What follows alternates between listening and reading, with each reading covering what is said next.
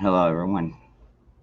Welcome back to another episode, Saturday Night Live, with your host, Dangerous Freedom, my brother Moose Man. Today has kind of been a All right. solemn day for quite a few of us, that especially the ones that really remember. Um, so, with that being said, Moose Man, anything you would like to say to the chat? Well, good evening, everyone, and glad you could stop by. Don't forget to hit that like button and share if you can, and Oh yeah, know I that we're just here forgot. for you guys. Also, today I would like And to I, there is one more thing. I would like to sponsor my brother Knight's Armory. Um, he's just been through a pretty substantial move, but he's got everything hooked up. He is up. His channel is up and running. He is putting out some quality knives. I mean, high quality. He's doing the Damascus steel and everything. Man, just impressive work. His link is posted in the description box down below, and I'll try and post it in the chat once we get a few more people in here.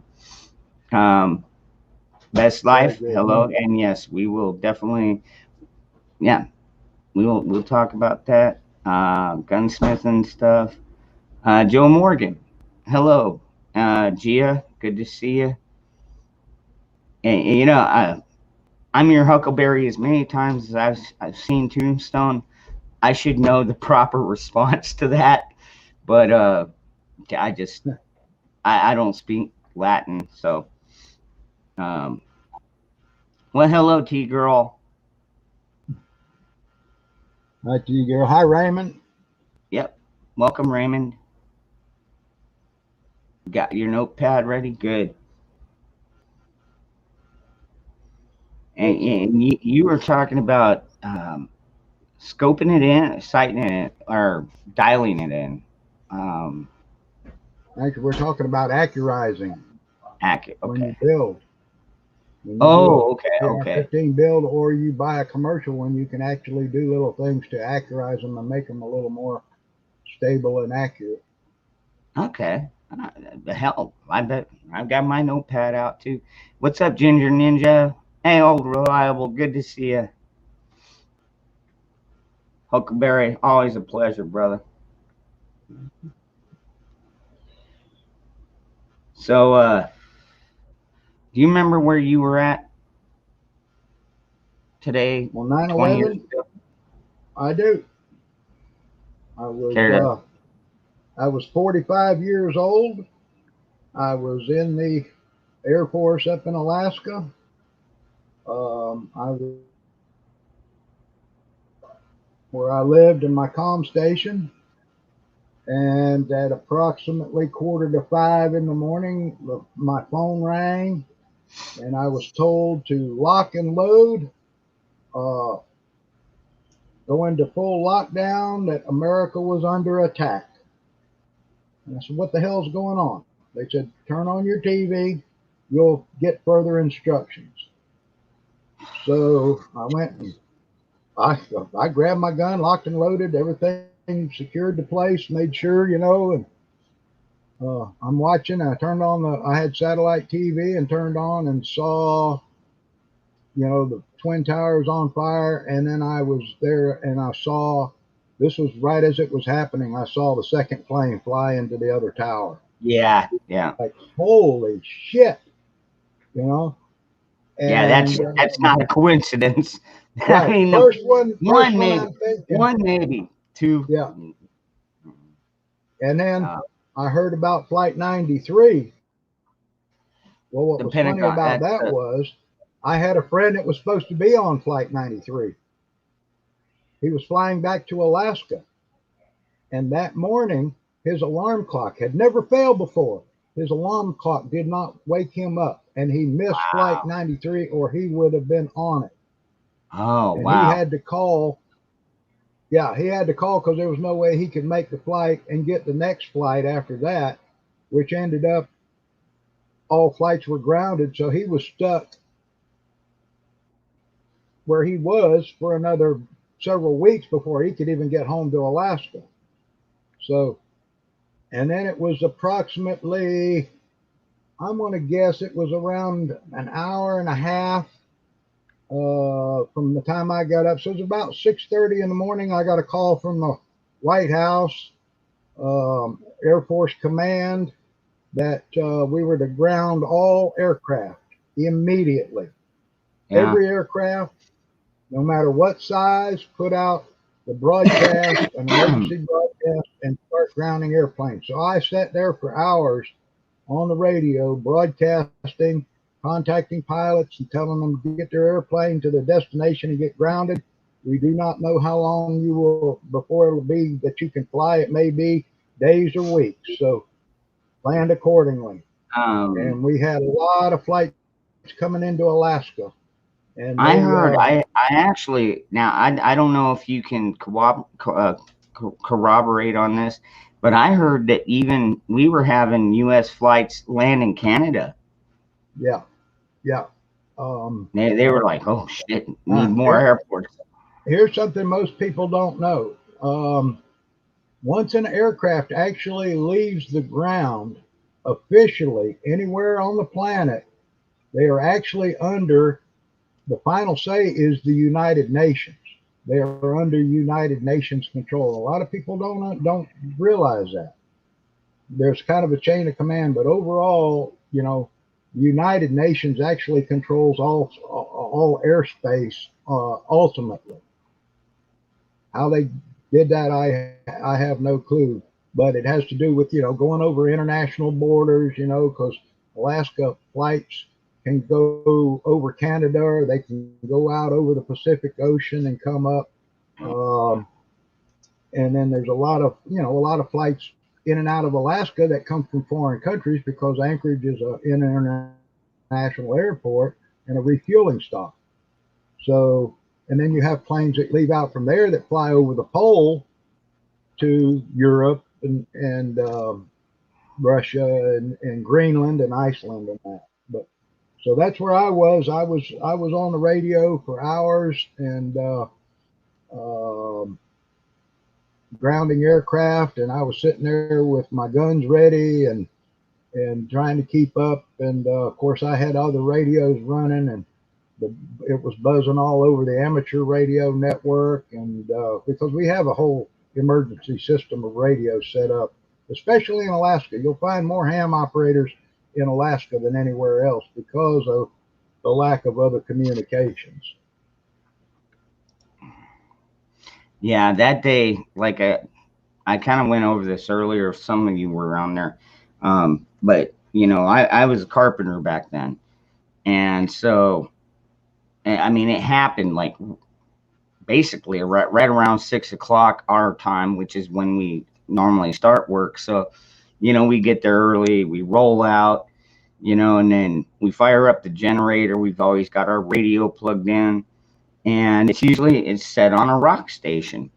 Well, we turn it on this day, and that's all they're talking about is holy crap, a plane just hit Tower One, and just we all kind of looked around at each other like in amazement, and then we all conglomerated around the radio like what in the, it was like Orson, something out of Orson Welles, when he did War of the Worlds. No, this can't be real, this can't be real.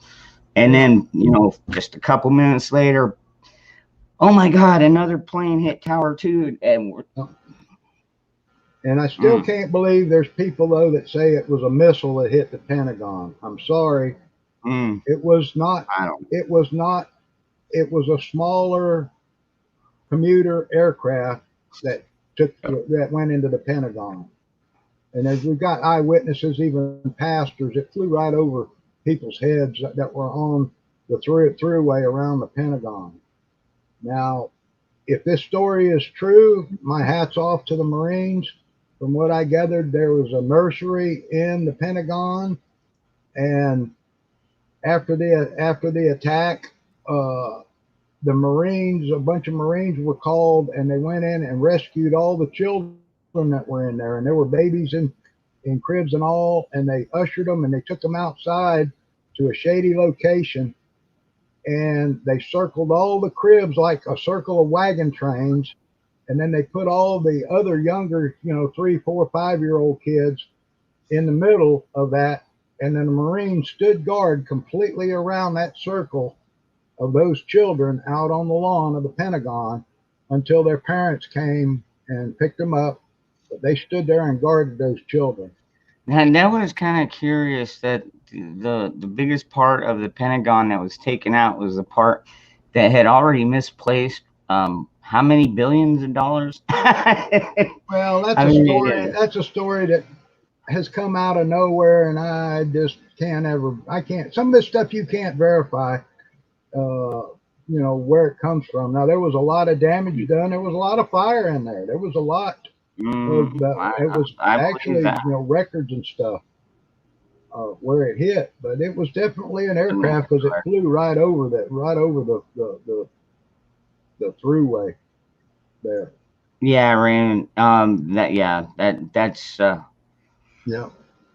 That's a popular thought there, and it'd be a good way to cover it up. It's like, whoa, shit, and everything was destroyed, and but like, I don't know. And I have a friend he goes by New York Firefighter on the internet, and he was there in New York when all that happened. And later on, he was one that didn't get killed. He was one that survived. But he told me that they did go. He was part of the cleanup crew and all that, and the investigation, because they had to have firefighters, when they're trying to find evidence and stuff. They did recover gold and silver and vaults out of the rubble. A lot of that was recovered. And so, but they kept a lot of it hushed up. Why, I don't know. But he said they recovered a lot of wealth that was actually in the World Trade Center was recovered. It didn't go missing. It was there in the rubble. Wow. I get maybe I shouldn't be too surprised, but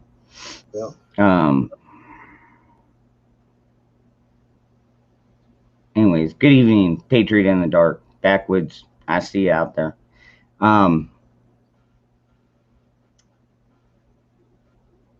So do you remember Pepperidge Farms? I do.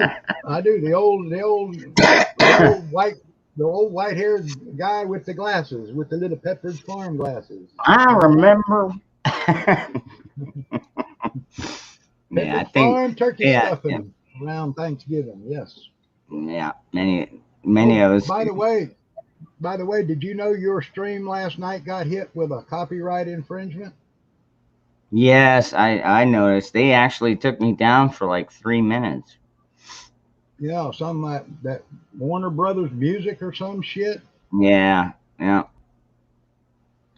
mean, it's one thing if you play it in the background, but I had the video playing on the stream, and if you're not making money off of it or charging money for it, it's a fair use deal, and it's that's what I figured. That one's not monetized you're not at all. A monetized channel, because they said if it's a monetized channel, the copyright holder gets the money, not you. Well, wait a minute, it's not a monetized channel, so we're actually helping them and advertising for them. Absolutely. Free of charge on your stream. So this whole and I don't know if you could. I don't know if you could see that. Is that coming through clearly? Looks like a roach with a flag and a bottle. Can you see what it says up top? No. Cerveza bug. Oh. Yep. This is one of the classics. This is from Kaz over at Fourth Dimensions. One of the original runs. But anyways. 2 weeks to slow the curve, folks. How about 18 months to tyranny? Yeah. And I finally figured out who Fauci reminds me of. The brain cell fired last night. Alfred E. Newman. Wait, from Mad Magazine? Yeah. That's who he reminds me of. Alfred E. Newman. Oh, good grief. That's funny. Somebody should do a Mad Magazine and put Fauci's face for Alfred E. Newman on the cover, it'd be dynamite, because he's a mad doctor and he needs to be put on a Mad magazine. Move it. And I was surprised. Did anybody get an emergency broadcast alert today? I did no. I did not. I didn't either. But then again, what was the one that they put out? Biden supposedly put out, the presidential alarm thingy. Now I got the one from Trump. You know, back when he did his, which was 2017, something like that. But no, I didn't get anything from Biden. So Yeah, no, I'm talking about the nationwide emergency broadcast. Yeah, was supposed to go off today, but and it was what the information I got was actually from a supposed government website, but didn't happen here. And I checked, but there were a couple of earthquakes when I checked the emergency alert. Yeah. There have been. Well, the earth keeps turning, turning and churning. And you know, I feel the same way. Like with, I feel the same way about like climate change. We've already been through ice ages. We go through them all the time. Hell, some of us go through them every season. You know what I mean? So I cracked a guy up the other day. We were talking about climate change, and I said, you know, if there wasn't climate change daily, we wouldn't need a weatherman. There'd be no need for a weatherman, because the climate changes daily, and they do their weekly predictions.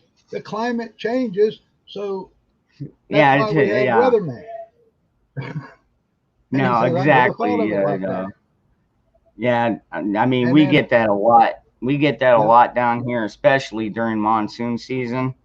You know, because it's hard to track a monsoon.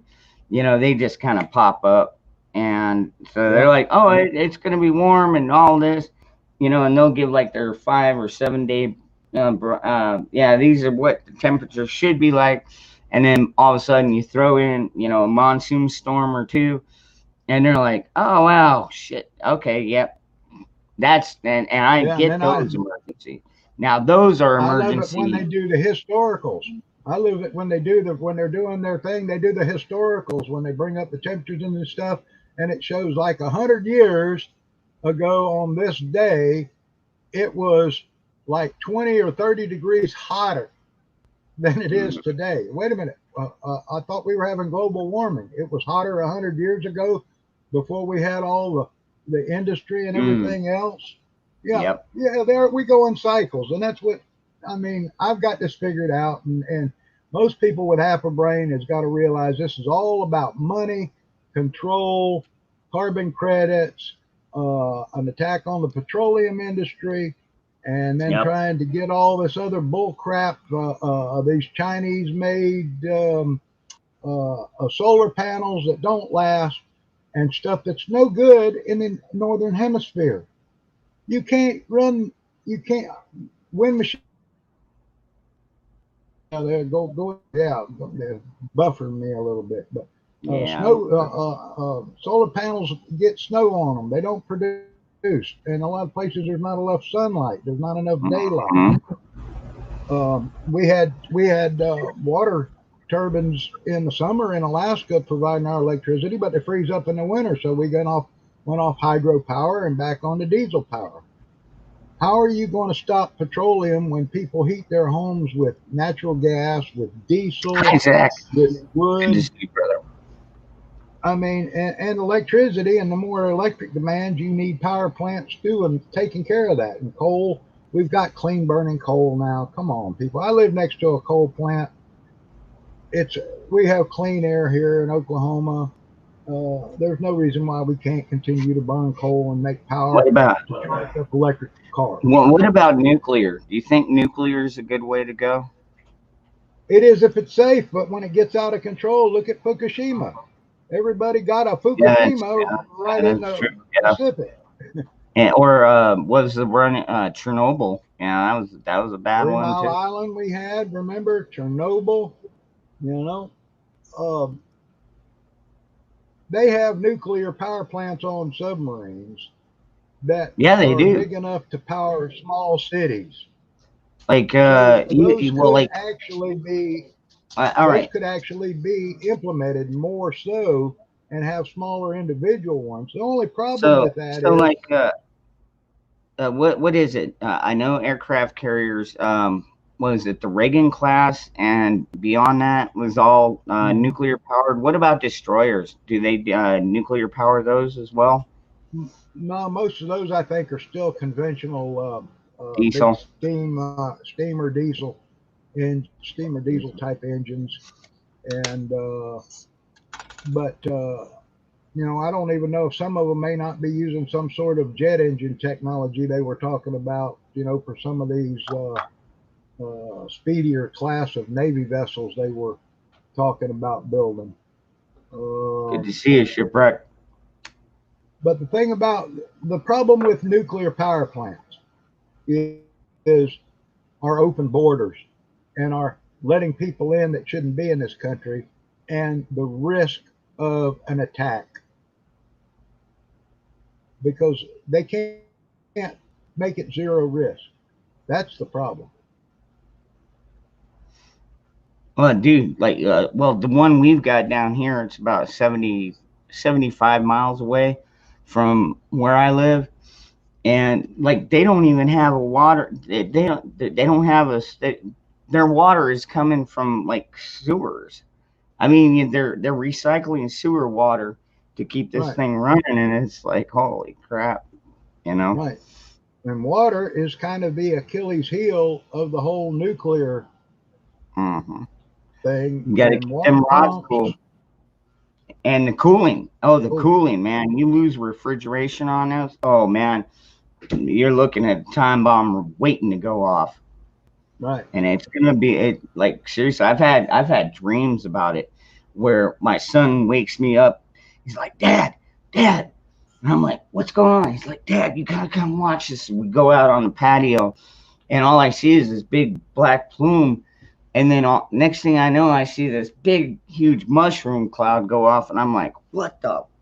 Yeah, it's like Yeah, holy shit. And that's when we run in and go grab our gas masks, and it's like, okay, let's see if our cars start, and we can get the hell out of here. We're going the opposite direction of that. You know what I mean? 70 miles. It's a now 70 miles is pretty decent distance, but man, it's still too close for comfort. right, Just saying. right. But But we uh, see, today's nuclear weapons are different than what we used in World War II. But if you look at Hiroshima and Nagasaki, I want to those pronounce it were right. atomic. They Yeah, are those were. now livable areas. They're all Hmm. green. There's still people living there. They recovered, and it's only been what since 70 years. 1945. 70 Yeah, years, give or take somewhere around. 75 What's years. up, Kelly? Okay, so I So, think I think we got the people in here now. So accurizing your rifle. What all does that involve? well, that's a I'm putting you on large screen if you don't mind. oh, okay. I've got some things I'll bring up because it'll be kind of show and tell here. Okay, get your notepads out, folks. When when I build an AR-15, I'm starting out with basic components. Just for YouTube, there are no guns here. There are no complete guns. There are just a few lousy parts that are are not able to do anything. Okay. But the one main part we start out with for the build is the upper receiver. And you can buy these now for as low as I've seen them as low as $35. Wow. And what this does is this holds your charge handle, uh, which Buff, yeah, looks charge like me. this. This is your charge handle. And your bolt. It holds your bolt control group, which is your bolt and your firing pin and that. Now to put this unit together, first off, you have to put on the dust cover goes on with a spring. Mm-hmm. Got to do And then that. you also have a forward assist that goes in, and you have to drive the roll pin in for that. To put your forward assist. Let's see if I can get a little bit of light over here. Yeah. The forward assist is more like just in case it doesn't slide all the way forward. Yeah. Right. This is your forward assist unit right here. Mm-hmm. This is your shell deflector, and then this is where your little flap door cover goes. Okay. So I start out with one of these, and I put those pieces in it first. Then I have a block out in the shop that surrounds this to go in the vise. And what I start with is a tool called, I'll show it in the package. It's the AR-15 receiver lapping tool. It's made by Wheeler. Okay, I haven't seen that one. Okay, now, that's the lapping. A good MacGyver guy, kind of like me, if you're that good, you can actually kind of make one of these out of a long socket, half-inch drive or 3/8 drive socket, a bolt, and a washer. But what this is the tool, and it comes with a grinding compound similar to that you use on for grinding valves. It's grit and grease is what it is. It's usually like an aluminum oxide. Anyway, you take that grit and you put it on this face right here. You insert the tool into the receiver and bring it up to where that grit is at the face of where your barrel nut is going to thread. And you've got another thing that screws on here with a flex shaft so you can turn it with a drill. And you rotate that with the grit on there. And what that does is that trues the face of where your barrel is going to seat. You want that perfectly true to your bore. So that's why they built that tool to go in there and face that face. Now what else this tool can do is, let me find my nuts here.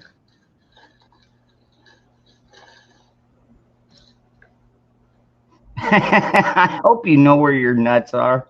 Oh yeah, let me find my nuts here.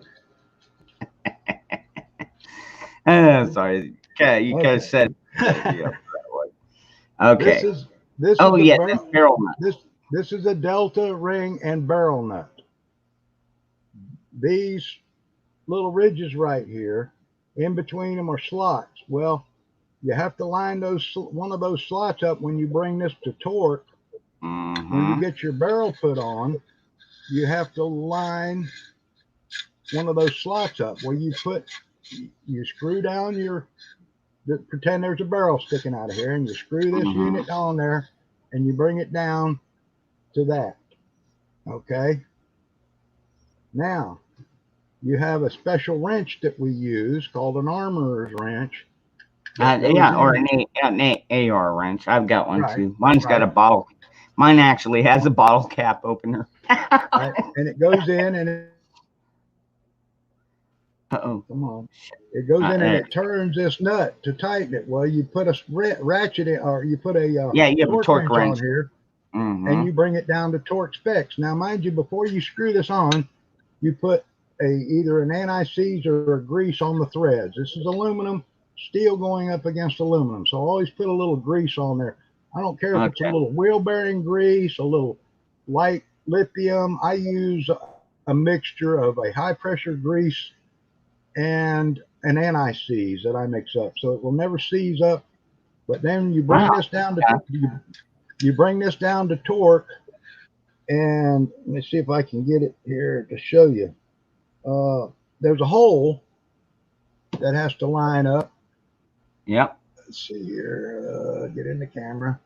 There's a hole through this nut that has to line up that goes completely through the receiver where your Yeah. gas tube goes. So your gas tube, which is this deal, Yep. And it has depends that changes depending on the size of the barrel right and has to where has you to go want it. through all that and go Hmm. inside for your bolt group to work. So that's the good thing about having this lapping tool is if you come up pretty high on torque specs and you cannot get that to line up, you back it off, you run this tool again through it, run the tool again through it, take a little bit more off the face. Just it doesn't take much. We're talking maybe a couple thousandths of an inch, if that. Yeah. And then retorque it, and you'll find that you can line that up, line your notch up for your gas tube to slip in and go into your Your receiver. receiver. That's one of the best ways to start your accuracy process as far as when you're building from scratch. So like with me, Moose, I always, I got one from Midway. It was a Bushmaster upper, and it was already pre-assembled. Everything had the gas block, everything in place. So I just had to line it up with the receiver. So it took Right. a lot of the guesswork out. And same with Palmetto. I bought a second one from Palmetto, and they got quality work, man. Those guys over at Palmetto, man, they're not slouches. So, Right. and Right. ask Moose how well the Leatherman Mutt is as an AR tool. The I'm not familiar Leatherman, with it. I'm not familiar with I've that one, never so heard I of that can't one honestly either. say. But Now the you do need, like he said, you do need that the wrench, and you got to be able to torque it down because there are yeah specifications. Oh wow, yours is this tiny. Mine's this mine, this is similar to the U.S. military. This is one of the U.S. military wrenches. It will also tighten up your flash yep. hiders, and it will also Hmm. tighten up your three-prong original M16 flash hiders. That's the wrench for that. That's why it Wow. looks like that. There's this one is a multiple tool for building ARs. Now, one of the other things that you can do is when you've got your upper assembled and you've got everything in it and you've got it. Let me get it into the camera here. Okay, you've got your front pin in and you're pivoting down to your rear receiver. $1.49 basically, sometimes a little cheaper. This is an Accuwedge. And what this does is this sits in the lower receiver at the very back. It drops in, and then when this receiver comes down and closes before you push the pin in, it takes out all the play, any wiggle or rattle. It puts pressure on it to hold uh, this from moving and rattling. So it's called an Accuwedge, and that is another thing that actually can increase your accuracy a little bit because things aren't moving around. It tightens up the gap between the upper and the lower.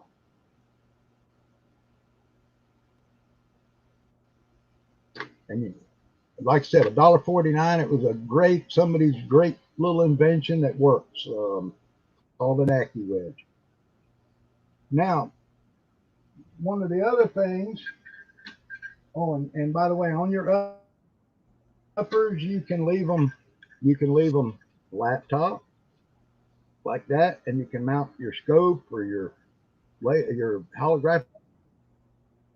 You can buy a carry handle and mount a carry handle with that actually has a rear sight on it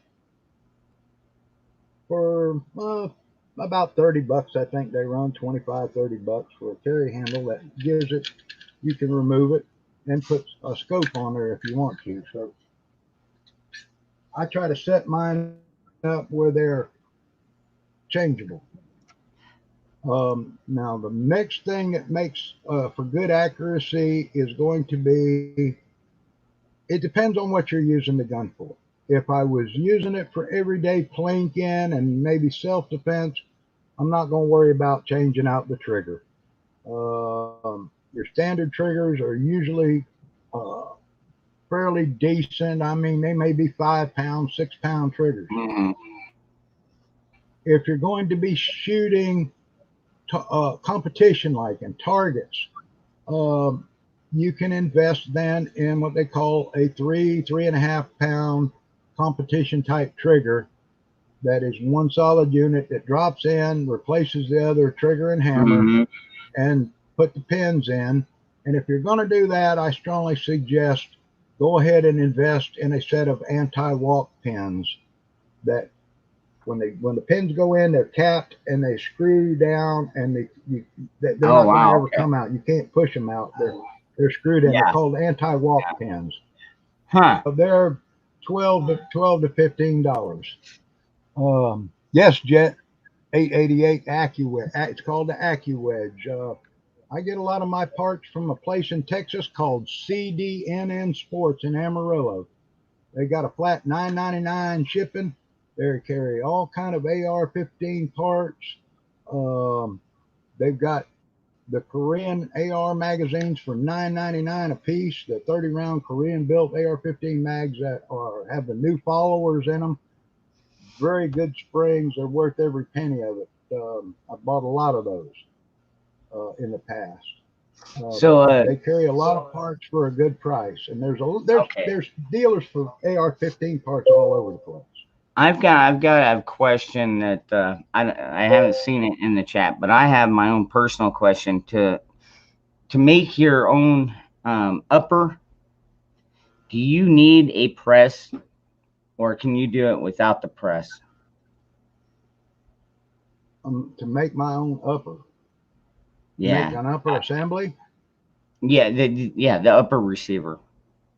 Um, Do you need a you press? I yeah, mean, no, no, nobody I know is making. You buy these blank receivers. They're already forged and they're already done. Nobody is making these. There's no 80% of these. They're too complicated, even with the machinery I got. But okay. they're cheap enough right now that you should buy a few of them because, like I said, they're down to. They've been running about $100. They're down now between 35 and $59 for Wow. forged. If you find them, you want the 7075 T6 aluminum forging. The Yeah. Yeah. 7075 Yeah. T6 Backwards. is the stronger aluminum.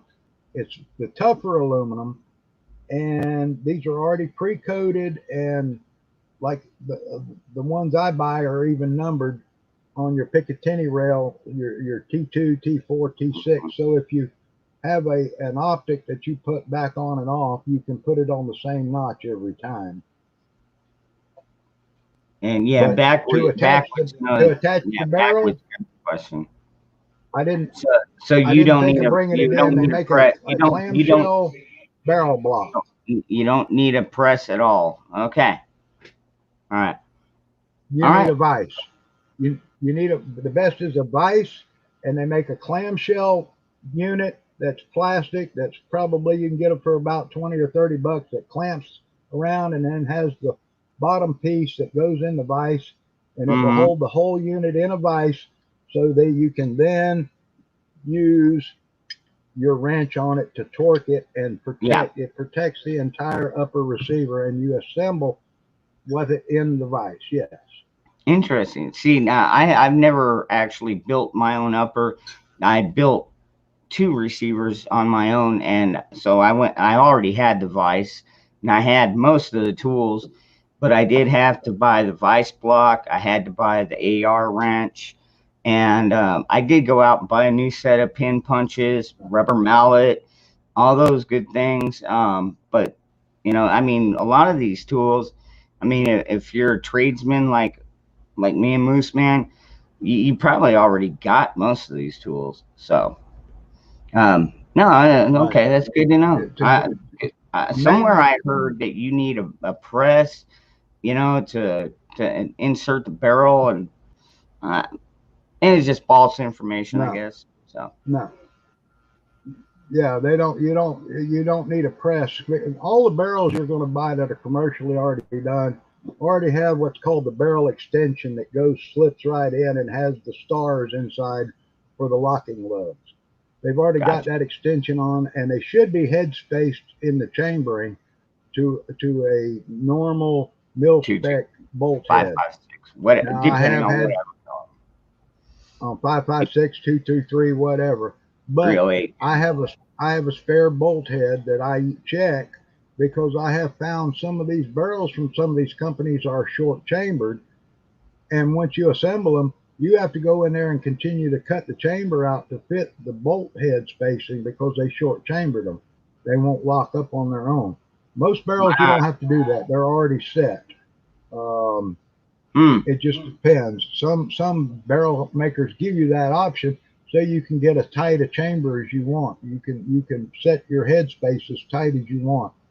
I normally allow 3 to 4 thousandths on an AR because of the heat that's going to be there. Things are going to expand a little bit and grow, and you don't want it like for a precision bolt action rifle. I use 0 to 1 thousandth headspace, which means there's only from 0 to 1 when you close the bolt that whole cartridge can move is 0 to 1 thousandths, and 1 thousandths is the thickness of a cigarette paper. So that just allows, because cartridges are slightly different, they're not all one size fits all. Each cartridge company can be a couple of thousandths longer in the neck, or a little bit longer in the back, or a little larger diameter at the rim. So those are things you have to take into account.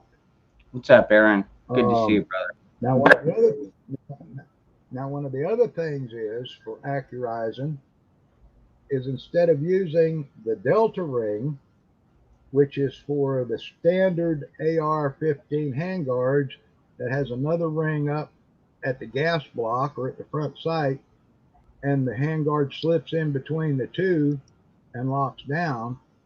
Instead of using this system, you use a free floating handguard, which has a Hmm. nut that is round and it has flats in it to tighten it up, and then it has screw holes all the way around. I had one here, but the guy came and picked it up, or I'd show it to you. But it has screw holes all the way around, and when you torque it, then you put the handguard slides over that and the lower gas block, and it doesn't touch the barrel except on that nut, and then you put 4 screws in to hold that handguard to that nut that is not a delta ring. But that way you Okay. have what's called a free float. So there's nothing touching that barrel except the gas block and gas Oh. tube running back into the receiver you have to have for the gun to work. Best Life was asking, what was the place in Texas you said you ordered from again? CDNN Sports. Charlie Delta November Sports in Amarillo, Texas. All right, Best Life. I They, hope you got that. their CDNN is a good company to deal with. Very fast shipping, very fast service, um, good parts. There's a lot of people selling parts out there. I mean, you've got Yeah, Polo Company, you've got Palmetto selling parts, Midway. Um, that was always one of my big questions about the difference between a solid built upper or a floating barrel upper. Um, I mean, what kind of differences can you expect on the accuracy between those? well, anything touching your barrel can affect the barrel harmonics. Uh, in a bolt action rifle, competition rifle, they are free floating where the barrel, they've got is not touching the stock. You can take $100 bill and run under that barrel, and it will not touch the stock all the way back to the action. That's a free Hmm. floating barrel, and that when you fire a gun, believe it or not, a steel barrel goes like this. The trick with your ammunition is to get that barrel to do that the same every time, have that node with the same type of ammunition so you get the same harmonic, it's called. But a barrel doesn't just sit there and stay straight. A barrel, believe it or not, flexes like a snake when you fire it from the pressure, because we're talking Mm. 50, 60,000 psi going down a steel barrel. And that's why uh, you have to get those nodes, are called, that node of that barrel. Uh, like one ammunition may fire at 3,000 feet a second, and it spreads your ammunition, your pattern out, your groups out at the target. You may get a box ammunition that shoots 2950 feet per second, and you end up with one ragged hole. That's what Hmm. you look for. That's consistency in ammunition, and being able to keep that same harmonic and fire it the same way. And it even happens with my heavy barrel 22 rifles that I use for bench rest. You wouldn't think that a inch and a quarter barrel with a 22 hole in it would vibrate like it is, but there is a major difference between ammunition with even the most accurate rifle as to Yeah. the way it will hit the target. Yeah. That makes sense. I mean, I mean, if you watch like Paul Harrell videos, he's always testing out different rifles and pistols and different ammunition. And dude, he's got the chronograph set up, and I mean, like he's a great channel. If you're into guns, you should already be following him. But like he really breaks it all down, like down to the numbers.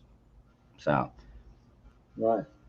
but no, Those are the no, but those are the basic things you can do to accurize. I prefer a heavy barrel. yep, I One of do my too. most accurate is a barrel that has what's called 5R rifling. That's five Russian rifling. And 5R, what it is it's got five lands and grooves, but instead of the rifling looking like a straight 90 degrees, the rifling is sort of rounded on the edges. And what that does is that's less friction, so you get more velocity out of Mm. uh, your bullet, and you get better accuracy with that 5R rifling.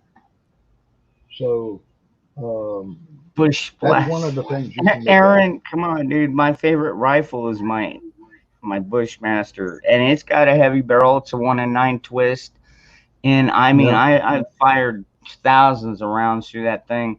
It has yeah. never let me down. That's why it's my go-to rifle. I mean, now, Uh-huh. granted, I've got it set up with a red dot because I just have a feeling if I'm going to need it in a pinch, I don't want to necessarily have to have a scope. That's why my son has his AR with a scope on it. So it's like my battle rifle. If I have to take down people at the end of my damn driveway, I got it covered. Whereas if we need to, reach out and touch somebody, we've got a rifle for that too. Granted, I would like to get a 308. I would love to get something a little bit bigger that can zip down there and let people know that they're not welcome. Um, Yeah. Other than that, I keep my pistols and my 12 gauge. So, No, Aaron says he's got that Ingham ammo today. The night that Biden announced he was shutting off the Russian supply, I called Aaron, and he called his brothers and everything, and we were trying to notify everybody that shot AK ammo, get online and get you some now, because there's going to be a rush. We don't know what the true situation is going to be, but it's better to have and not need than need and not have. So exactly. Yeah. I found that Eastern Bloc site that had, it's called the Lake City of Europe, by 39 AK ammo for the SKS and for ARs that are chambered for it, and for the Mini 30 Rugers. They had 810 round cans for $319, and it's brass case and it's reloadable. It's one of the very Wow. few reloadable AK ammos. There is. Yeah. Most of it's steel case, throw it away. I got in an argument with a guy on another channel the other night, and I'll be right back. about reloading steel cased ammo. And I basically disagreed with him. He said, oh, you can load steel ammo. Well, I basically disagreed with him because, yes, you can reload steel case ammo, but it's not worth it. It's not worth the effort. It's not worth the time. You're risking case neck splits. You're risking case head separation, which renders your gun useless until you get the tool to remove that broken part out of that gun. There are no Burdan primers available in the U.S. anymore. They haven't been since about 2018 or 2019. So you have to alter the case to take a standard primer, but Burdans are already larger. So you would have to take something with a small Burdan and machine it out to take like one of our large primers, or drill it out to where it would take a shotgun primer or something. But that changes all your load damage. But I got in an argument with this guy, and he was like, well, all this stuff. And I said, it's not worth doing. The other thing is, when it's hard on your dies, and steel becomes brittle, just like brass does when it's fired. Yeah. They're using a soft steel, but steel right, has a coating on it. And when you I've got run it through the two die, examples. it scrapes the polymer or the whatever coating they have on the steel. It scrapes it off. Well, I guarantee you what, you scrape that coating off of your ammo, you reload it, and you put it in a box, you're going to come back, it's going to be rusted. Right. Now these are both steel cased. One is 7.62 by 54. The other one is, I believe that is 223. But you can see that there is a difference in the primer size. So with this one, this would just be the large rifle primer, right? Or do you think, would this be a Burdan? It is lit. If you look inside the case when it's fired and it has snake eyes, it has two holes inside, that means it's a Burdan primer. And what those snake eyes mean is, between those two snake eyes inside that case, there is, where this primer goes, there's a hump of metal that a boxer primer doesn't use that hump. It's got a little anvil in the primer built in. The Burdan doesn't have the anvil. It uses the hump that's built into the cartridge case. So that's why there's two little flash holes on each side. I call them snake eyes, because that's what'll get you. If you try to resize one of these with a regular set of dies, you'll bust your decapping pin every time. So that's why we inspect our cases very close. Yeah, what was that? What is it? The Mosin that fires that? The 7.62 by 54, or the Mosin, the Gant, the Tiger, Russian Tiger rifle, the Dragunov, the DPMS machine gun. There's a lot of guns shoot that 7.62 by 54R, but it's the same way. If you look in the case and it doesn't have a hole in the center, it's got two snake eyes, it's Burdan primer. You can't get Burdan primers anymore. They're a bitch to get out, because there are only two ways you can get Burdan primers out. They make a tool that hooks onto the case and has a digger, and it pries in and kind of mangles that primer and finally pries it out of there. The only other way to do it is, so you basically ruin the primer in the process. Well, it's a dead primer anyway. The only other way to do it is you fill the case with water or oil, and you put a dowel in the top like a piston, and you smack it with a hammer, and you hydraulic the old spent primer out, which is a pain in the ass. You can't push them out with a reloading press like you can a boxer prime case. That's good to know. Yep. I mean, I loaded 303 British years ago that were Burdan prime, and I had a tool that would dig the old primer out. You clean it up. We could get Burdan primers back then. You could reprime it, but they were brass cases. They still make Berdan in brass. Hmm. You did that. You Interesting. could refill them with powder. You could, size them, refill them with powder, and put the proper size bullet in them and shoot them again.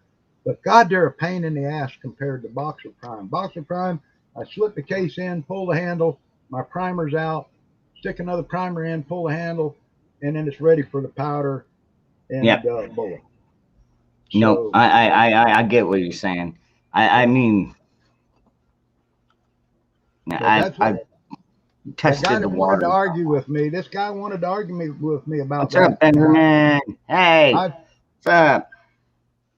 I've played with this stuff for years, and that's why we tested Berdan Hello, and steel cased Vanessa. ammo Freedom Grower. and what happens. And what this guy doesn't realize, oh yeah, we can do it, and we're doing it. He doesn't realize that he's playing with fire because we had case head separations. You're having an explosion right next to your face. Your cases are splitting. You're losing gas, and you're cutting you're cutting gas, cutting your barrel when you do that. It's not worth the hassle. I mean, in an emergency, if we didn't have any brass case and that was all, you had plenty of time to try and sit around and reload steel cased ammo, have at it. We've Yeah. got we've got better things to do with our time right now. There's no need Yeah, to and play with us. honestly, the way I see it is, if it gets to that point, you're going to be able to find ammo laying If it around. if it gets to that point, we're probably going to be back to muzzle loaders with black powder and musket caps and lead balls or rocks shoved down Maybe. the barrel, Yeah, shooting what we no can. doubt, right? But Right. and what was it Albert Einstein came out and said, I don't know how World War III is going to be fought, but World War IV is going to be fought with sticks and stones. Yeah. Type, I guess he didn't think about us reloading. Well, you're out of ammo. Oh, we'll be back to sticks knowing and how to stones. make if It you was, know how to make black powder, then yeah, yeah, and charcoal, sulfur, and saltpeter in a ball mill, yep. See, and there you go. right I mean, proportions. but a lot of, you see, and this is the thing though, Moose. A lot of people don't know how to do that. Right. It's an art that a lot of people don't even think about anymore. Plus, Now you they're have to be going in safe for, doing it. You have you I have to know mean, what you're doing so you don't blow yourself up. well, yeah, there's That's that, the but main thing. at the same time, a lot more people are being like, well, I'm going to go into gender studies or liberal arts or Yeah. this and that, and like, just seriously, the freaking weakness of our society right now is just getting to insanity levels. It's like these people don't even think for themselves, but they will tell you what you need to do, Right. even though we're like, no, you're not going to tell me shit, because I'm going to do what I want to do. That's part of being a free person. Right. Hello, welcome to America. But, and man, that shit that fucking Biden came out and said the other night, mm, Yeah. Well, I'm not real happy with what George Bush said today either, in his little 911 speech either. oh, I Even didn't though, hear that one. I didn't hear that well, one. um, I've got it brought up here. George Bush. Now, this is the article says George Bush seemed to imply during his remarks commemorating the anniversary of the September 11, 2001 terror attacks that the same elements which took down the Twin Towers were also responsible for the January 6th Capitol incursion. Now, think about that. The way that the news media is spinning that is he's saying that internal patriots is what they're trying to say he meant. But Nope. now I look at it kind of the other side. Now, was he saying that the FBI What's up, Brad? was involved in it both times? Because we think, and we've seen evidence to prove basically that we think the FBI was involved in this January 6th Oh, bullshit. dude, there are too many So, theories so I behind that. mean, We're but not the going to go news, down that. Well, we'll yeah, save that for the After Dark channel. Yeah. But yeah, but I'm saying, watch there what your are a lot of politicians say. Right. Watch what your politicians say, and don't just yeah, take if the they're first way the news spins it. Let's examine yeah. this at a further date. Well, we already know. If you see how can you tell if a politician is lying? His lips are moving. Lips are moving. Yeah, yeah, yeah, yeah. So So anyway, the other hey, good darling. news is David Chipman is not going to be in the ATF. Yes, yes. Oh, yes. Thank you for But yes. they're talking about making him czar of gun control. Why does America use the Russian term czars? We don't need no damn stinking czars. Dude, Excuse me. you've already seen what we do to kings. I mean, what the hell are they thinking? It's like Yeah, we'll remove him one way or another, and he may end up getting a guillotine. yeah. So, yeah, I mean, that wasn't even America. That was what the French. The who did that? What king was that? King George? No, King George. They made Of England. him sign. Yeah, the people made him sign that what the hell was that document? It was not quite a constitution, but it was kind of a constitution. Like the Magna Carta or something, or The Magna what do you Carta, yes. It's like, oh, you people are, you're born with these rights and you get to keep them and blah blah. But right. then again, you look at America and what they're doing to our Constitution right now, and Yep. it's like, man, is it even worth the paper it's printed on? Well, Well, a lot of Americans still believe in it. I believe in it wholeheartedly. Not only do I have a copy, my sons have copies, my mom's got copies. so somebody else help me out here though. Red told me the other day they had something on one of the news broadcasts. I don't know if it was OAN or what. That they uncovered that back in July, our Constitution and our Bill of Rights were put in a special category of reading materials that were this uh, what is it had racist language and stuff in it, mm, and it was categorized as that because it doesn't say women, it says all men were created equal. So this woke bullshit or yeah, whatever that crazy ass stuff going on in yeah, America is. yep, Look, mm, people, it's our Constitution. It was written when it means men. It's basically women came from men, so you're included too. I'm sorry, just yep, because we don't explicitly say it, just like we say, "Hey guys," it means girls, guys, whatever yep. you consider yourself to be. I Let's mean, stop dude, with this yeah, I petty mean, bullshit, nitpicking words when we've got bigger fish to fry.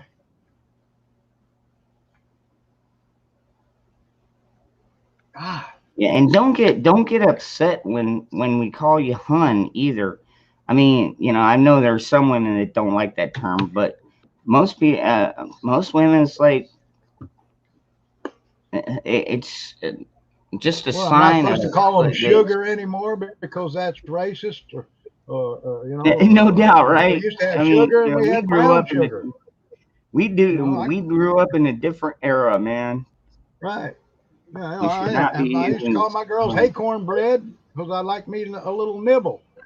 Title you need no, this is the name of the position. Only title you need in office is the name of the Yeah. position.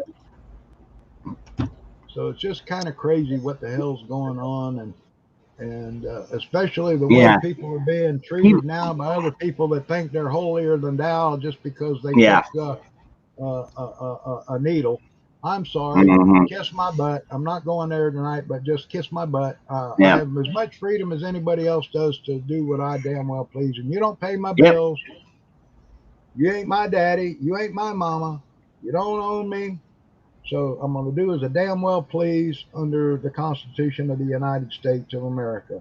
And if you And don't like it, actually, I'm sure there's another foreign country out there in Ugangistan and or somewhere that will Van- gladly take you in. okay, Vanessa and Darlene, I'm sorry, I'm not trying to misgender you, but I just imagine you're women. So, and I imagine if you're on my channel, you're probably okay with being called hun and darling and all that good stuff. But at the same time, being walking in, hey, what's up, man? Right. You Well, know, now, just, in the you, old you days, got to it have used to be thick. you had to be a landowner to vote. It used to be. And I kind of agree. I still Some agree with. leech, leech living on the government dole in government Yep. land like a slave, and you still get to vote. You get to keep voting yourself in. Where us landowners that worked hard and bought something had, have a right. Yep. Now, if a woman's husband died that owned the land, she then became the landowner and was allowed to vote. Don't let anybody kid you. If you read back in history, before even the Yep. No, women's no, I suffragette get you. movement, yeah. So, But but honestly, if she's out there busting her ass on the same land that her and her husband right, own, I still believe she deserves that right. I mean, right, so, but right. like you said, man, these welfare baby recipients and these illegals coming across, no, they have no right. They haven't In earned. Vermont is making it legal for illegal aliens to vote. How fair is that? That's It's not stacking the fair at deck with all, people who are not American citizens. So dude. that would be like You're Russia letting stealing a the bunch of us votes. Americans go over there and swing their votes. You think they're going to let that happen? They're Man, going to cut our heads off if we tried that. dude, This is crazy. I don't know what they're gonna find in this Arizona audit, but I hope it's like so epic that like every state around the country is gonna be like, holy shit. But all the Democrats, they've already got their fucking assholes clenched because they're like, oh crap. You know what I mean? They're Yeah. resigning. A lot of them are starting to get fired. Um, They have about 76,000 people to contact in Arizona to verify whether they voted or not. They've got 76,000 people in Arizona from the last count that I got, and they've gotten into a Dominion machine, is word I've got, and they found that they were hacked. But that's big unofficial yet. shocker there. Well, we'll have to wait and see Yeah, what their final yeah. tally is. But I guarantee you, Arizona did not turn blue. I don't care how many of you want to fuck with me on that. I'm not in a blue city. I'm not in a blue county because I happen to live in Maricopa County, folks. And we did not turn blue. We still fly our flags. In fact, it's kind of weird because they used to be flying Trump flags. Now they're flying the F Biden flags. So yeah, resident in chief. I'm A lot of flying people call him squatter in my chief. We the I call People. him. I'm flying my We the People, and I'm flying my Gadsden flag right below it. There you This ain't go. no green screen, folks. This is where I live. I Yeah, live in my man cave. This is my yeah. man cave, and this is the way I decorate it You see the flags I got because back I wake there. up to it every morning. Yep, I Yep, I keep mine posted up too. And I don't know if you can see yep. way back in the corner, but there's my Gadsden way back there, back behind the chimney, and I've got my Molon lobby. You can't see it because of the curtains. And then in my bedroom, right above my bed, is where I fly my 3% flag. Mm. And I had a weird, I've I also had a got weird the. dream the other night. I had a weird dream the other night that we blew everybody's minds. That all of us patriots decided to start flying the Taliban flag. And we put our hand out and we told the government, we want our free weapons and our millions of I know. dollars. We're flying the Taliban flag.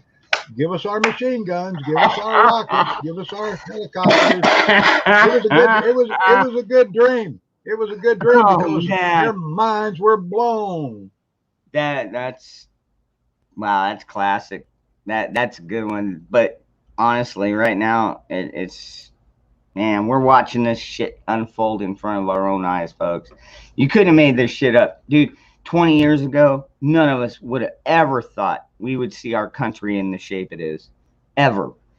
I And want to know who the idiot was that left billions of dollars in $100 bills, brand new bills, $10,000 to a pack. There was enough in that room that the Taliban showed on camera they left for the Taliban, billions of dollars, that probably every family in the United States could have gotten $10,000 or $20,000 or more. yep. I've never seen so much cash on major drug busts. I've never seen that much cash anywhere. Um, Uh, I think the only other time I can remember seeing it is when they caught that one plane load of cash that Obama sent over there. You know, I well, mean, what he the one sent to billions of the fucking one to dollars. Iran, the one to Iran, yeah, where they had Yeah, to helicopters. Iran, a sworn This enemy. You was know, even bigger than that, Ron. I've never seen so much cash in a Connex. what's up, And Jim? they pulled one of the I, little packs. It was all sealed in plastic. Cut the pack, opened it up, and pulled it out. Brand new $100 bills from the United States of America. And I mean, there was enough to fill up probably 10 pickups or more. There's enough to fill up at least a 20-foot trailer, it looked like, to the ceiling yep. of cash that we gave to the Taliban. And now they've just made a deal with China for the lithium of about billions or trillions of dollars. And they're making a 6-lane highway right from China to Afghanistan to get that lithium. Anyways, I do want to say hello to my brother Knight's Armory. Like I said, Yeah. I came out in the beginning and said part of this stream is sponsored to him. His link is in the description below. He is a blacksmith, a very useful trade, and he is getting extremely good at it. Like seriously, he. I mean, Seems like I dealt with Knight's Armory you know, years Jim. ago. I think Jim, Aaron knows him. when I told you that I keep the one that you made me my freedom knife, when I say keep it close, I mean I keep this thing very, very close.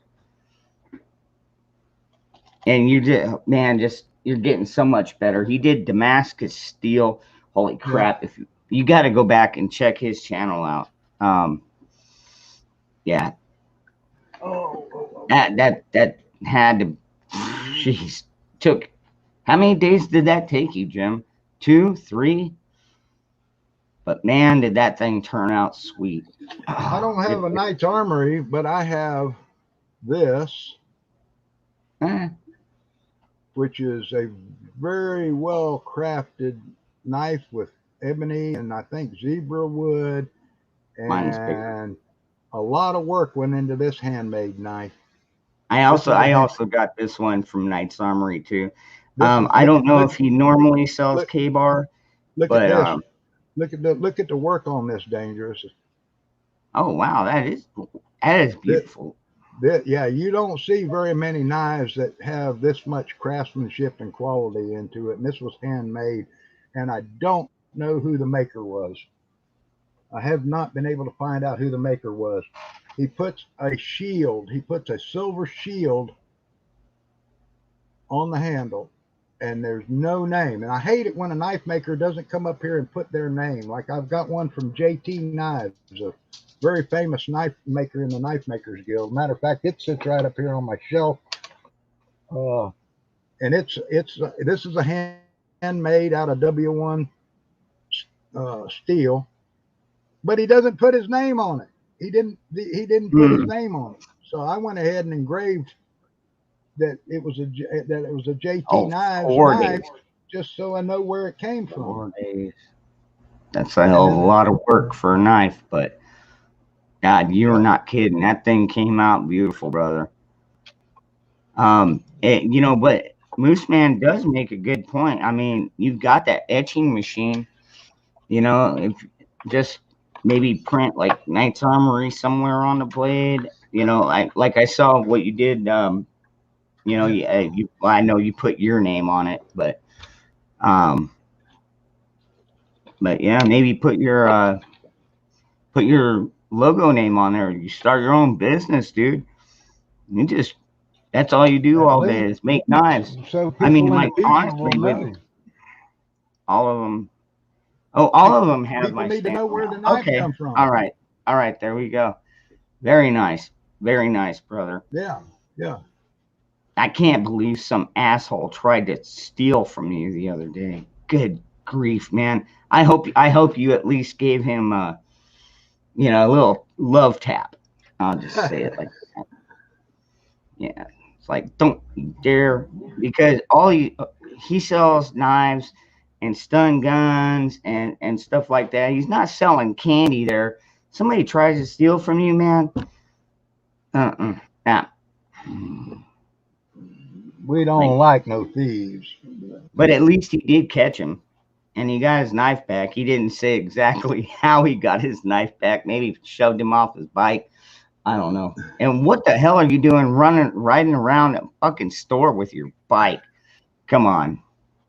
There's one of my handmade Damascus knives that a friend of mine makes, but he didn't put his name on it either. But I know who he is. But that's a Damascus Skinner right there, and made out Nice. of burl Very wood. nice.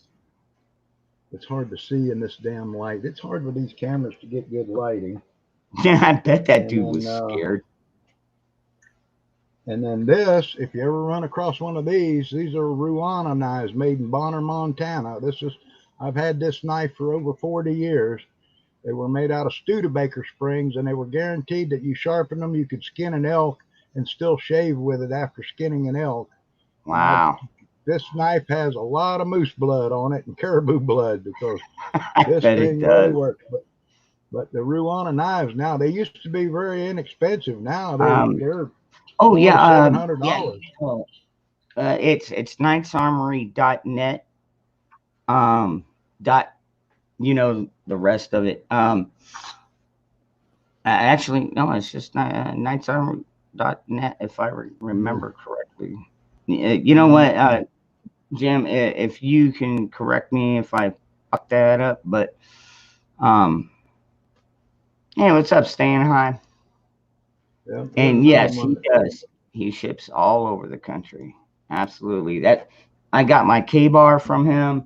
I've got my own personal knife that he made me. I've got, dude, even my little pocket knives, my little automatics. I get from him. I've got brat. I've got belt buckles from him. Yeah. Okay, I did get it right. There's another Knight's Armory. handmade knife. This is a Steve Bowers handmade knife, and he didn't put his name on it either, but that's where I got it from. No, but the thing about Knight's Armory is he sells everything from knives to tasers, flashlights, all kinds of like self protection devices. You could just scroll through his channel or his website, and now as far as getting a custom made knife, um, have you figured that one out yet, Jim? I know it takes a while to make them, but hell, I've been watching your live videos, and like you can make a knife in about an hour, and man, that you're getting really fucking good at this, man. If you want a Damascus one, it's gonna be a higher cost, but I'm making you a new one. I'm tired of seeing that one I sent you. Oh, hey, Jim, be my guest. Um, I still love it. Like I said, I keep it right here, dude. Like right by my side. Absolutely, Absolutely. dude. I mean, there's like a sentiment that goes behind it. But then again, me and Knight's Armory, we go back a ways. So like when he started making the knives, is when we caught up, and like he used to be working at his flea market kind. Yeah, I guess you'd call it a flea market. But he'd be out there selling all these knives, and he'd do live streams from there to try and keep himself occupied when no sales were coming. But I was always there for him. I'm really sorry that I missed your live streams that you done, but I have gone back and caught up on them. If you hadn't noticed, I tried to go back and catch up on everything because you were quiet for a damn long time after your move. But I'm trying to remember what I bought. I thought I did business with Knight's Armory, but I just can't remember what I bought from them because I've been a gunsmith for over 40 years, and I've dealt with companies all across the nation.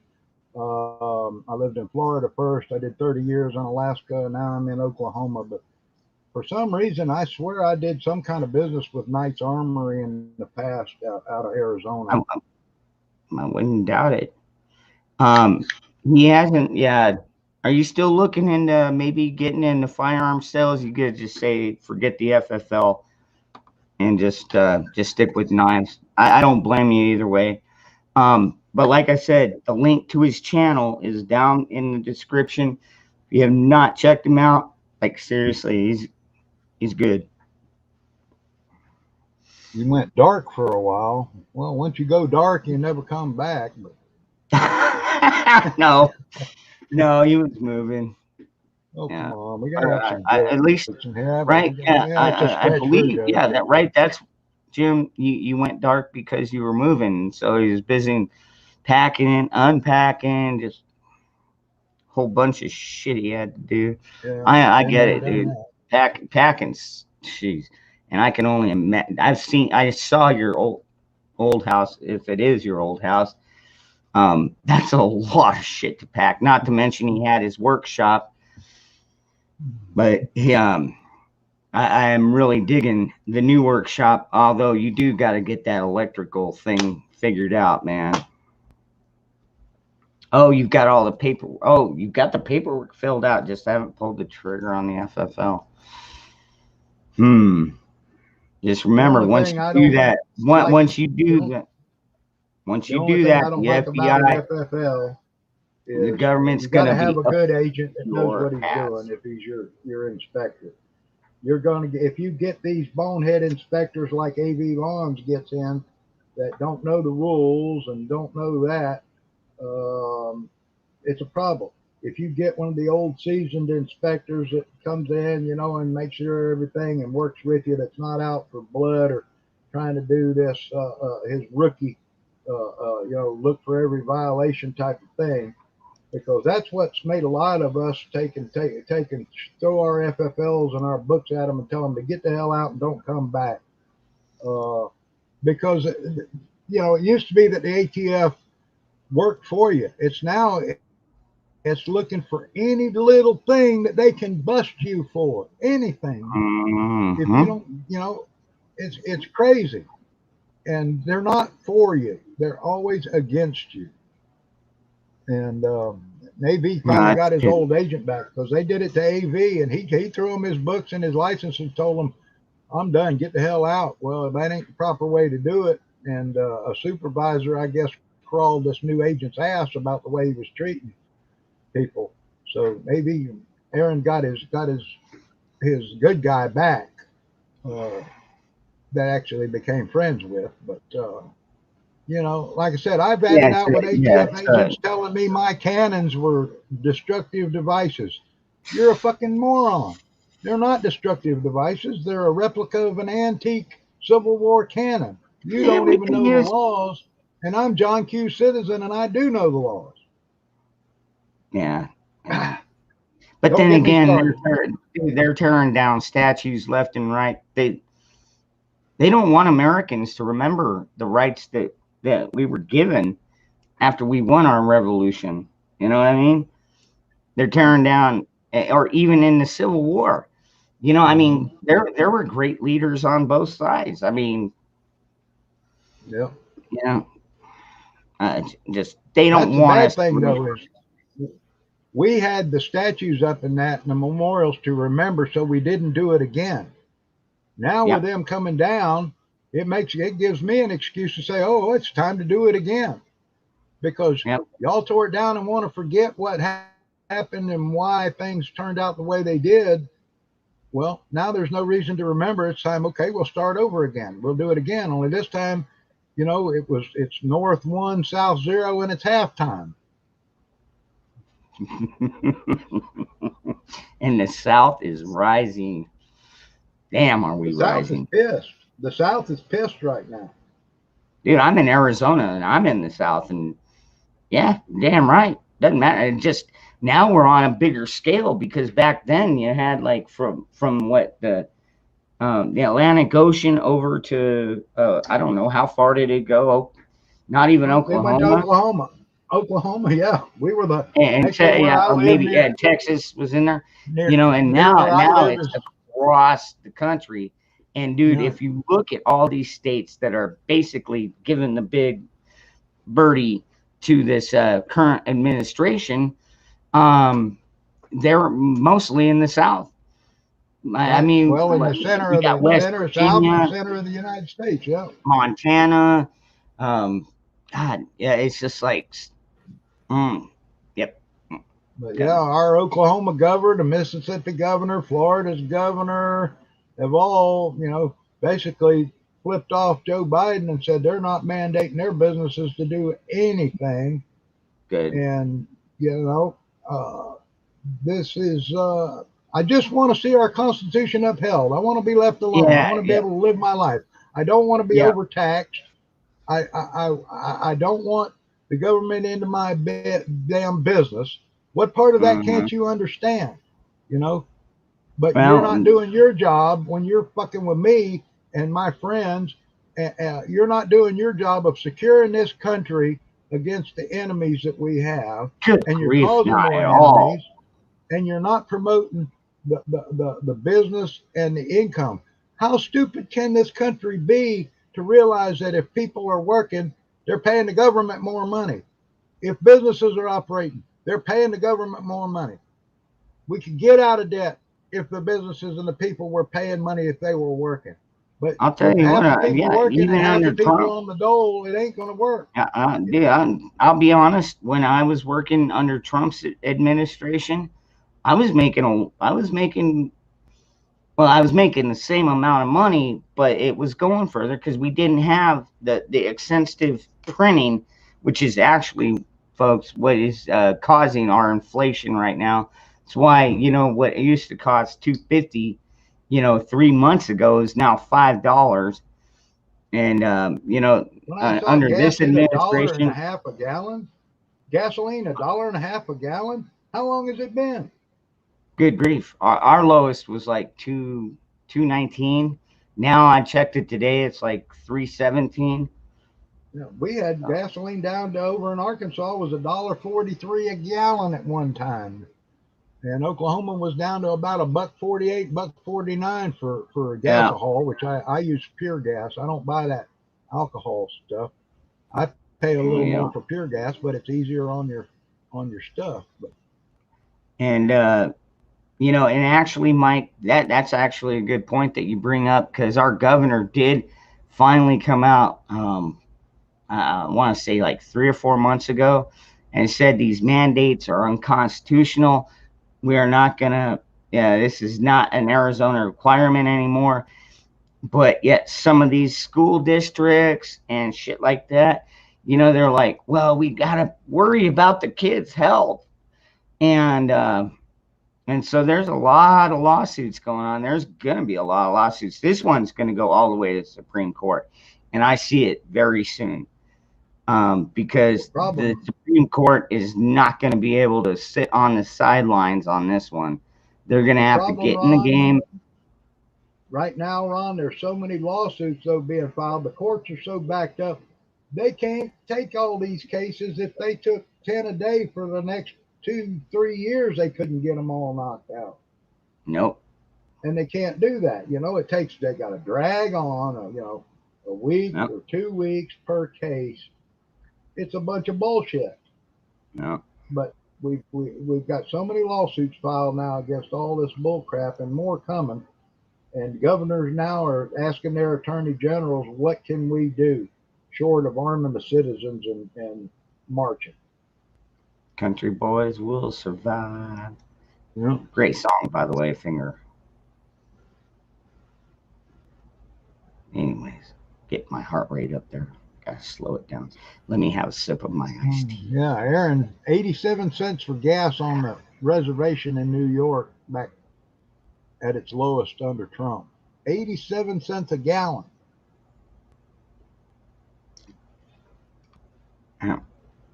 You know, actually, Finger pulls trigger. Well, me and my brother Patriot, we're kind of under. We think a lot alike. And you know, I mean, you hear about the Gil Bates buying up all this farmland. It's like, what is he going to have a security detail to protect it?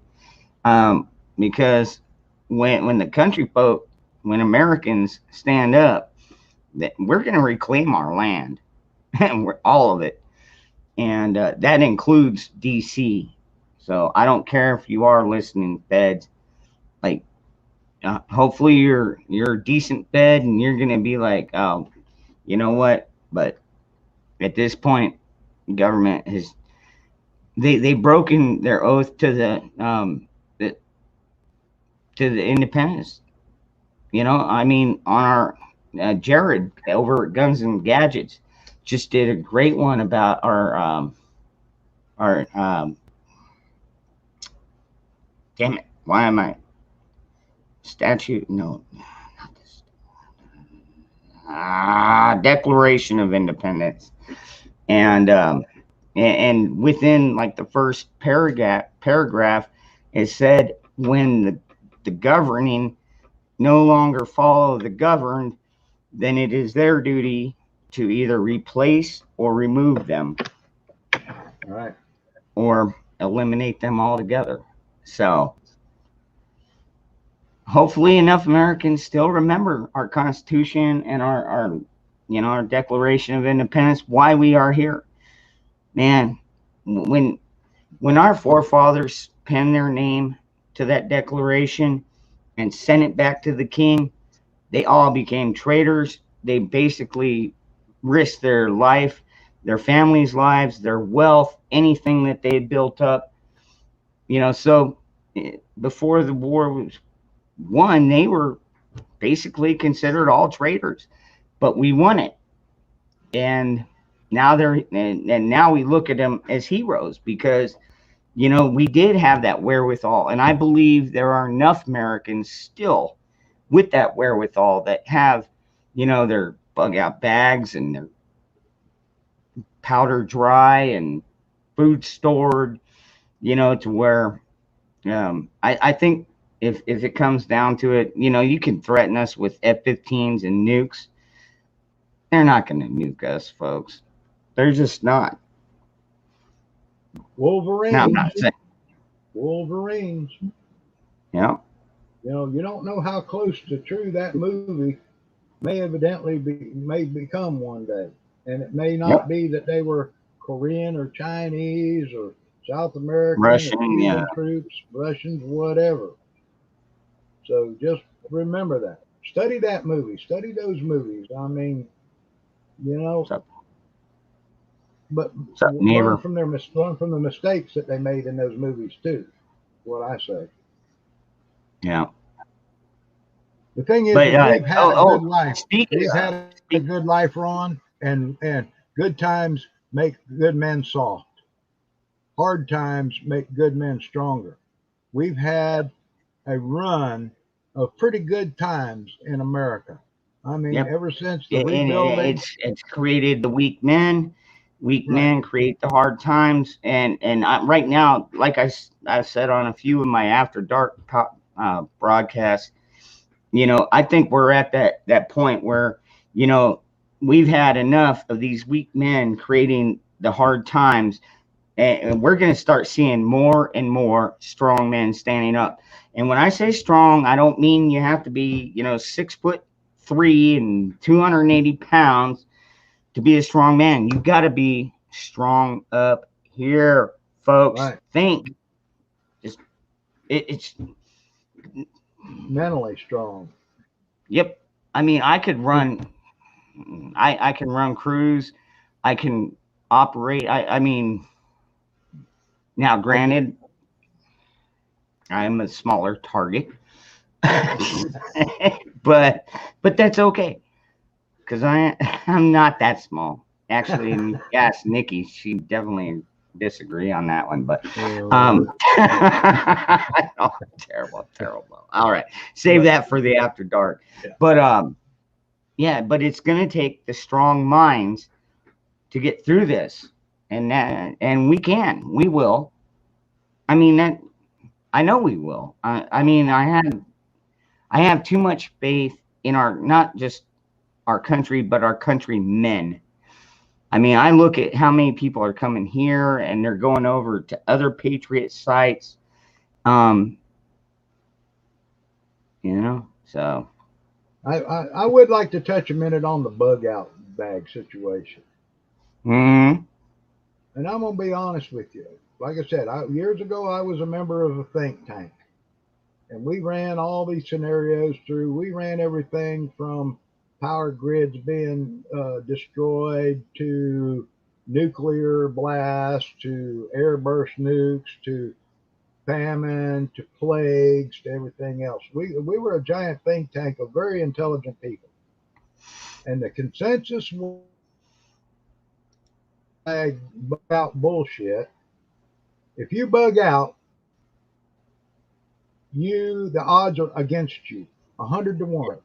Yep. If you've got a bag, maybe you get stranded somewhere to get you, maybe try to get home. Yeah, get home bag. Is a get home bag might be not be a bad idea. But if you're planning, and we used to joke about it after it was all over with. We used to joke about these guys are going out buying a 405 Shy-Tac rifle, and when shit hits the fan, they're going to throw what they can on their back. They're going to grab their rifle, a generator, and a cooler full of steaks and beer, and they're going to climb up the top of a mountain where they think they're going to survive.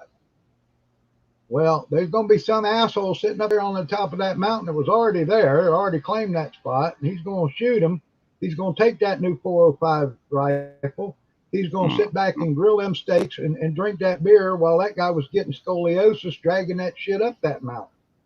Or he might run into the Donner Party. Yeah. Yeah. You just don't know. And there was a movie about people years ago trying to escape Los Angeles and stuff, and it showed them becoming targets on the freeway. There were already marauding groups out there, ambushed everybody. They killed everybody in the vehicles, took everything, and back over the hills and waited for the next vehicle to try and come through. You don't have enough protection. No. My point is, you've got to have a place to go that has the three main things you're going to need: food, water, shelter. Food, water, and shelter. And then the fourth is a way to protect that and yourself. So everything else. But how many people can carry more than 1,000 rounds of ammunition and their gun and water on their back for more than a day? And all this other crap people put in their backpacks that they think are going to use. All it's going to do is make you a slow target for us fast guys with a good long range rifle. Not to mention, Moose, on that same note, if you do end up bugging out, you're leaving whatever preps you left behind for them. Everybody else. Yep. Right. So I mean, the bug out, dude, and I would say probably press 1 in the chat if you plan on bugging in. Everybody needs to have their own little fort to defend. They need to have a fort set up basically for themselves and how to defend it, win, lose, or draw. Because the only way they're getting my shit is if I'm dead. Yeah, that's the only way. Me and Red, they're gonna have to kill both of us, and it's gonna be one hell of a firefight to get through our defenses once we get things set up. It's gonna be scorched earth. Scorched earth. But that's the thing. If you think you're good, if you've never been out in the woods, like I lived 30 years in the wilderness in Alaska, I can do Arctic survival no problem. I learned what to do and what not to do. I learned how to the little ins and outs, and I'm still kicking to tell about it. But if you think you're going to do it, I'll tell you, I'll challenge any of you.